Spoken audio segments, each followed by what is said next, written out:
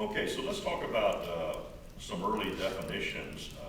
In striving to develop my own definition of CSR, I read the works of some of the early writers in the field, including Howard Bowen, who I've already mentioned, Clarence Walton, Keith Davis, George Steiner, among others. But when I read Joseph McGuire's 1963 book, Business and Society, his definition of CSR captured my attention, and it's the first definition listed above here. McGuire stated that the idea of social responsibility not only embraced economic and legal obligations, but also certain responsibilities to society which extended beyond these obligations.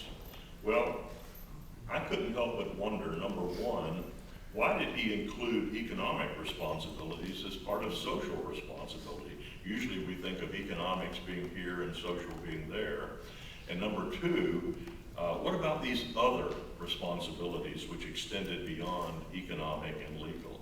What might they be? And I eventually resolved that society does expect businesses to fulfill their economic responsibilities, though they don't always say it, as part of their total obligations to society while producing goods and services and selling them at a profit.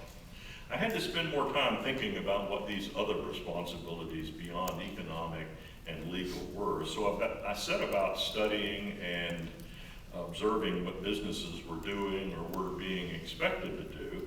And I concluded that their activities embraced two categories of expectations. The first, which I labeled ethical expectations, and the second I labeled discretionary responsibilities, which I think were best exemplified by the altruistic corporate giving programs, philanthropy, volunteerism, community relations.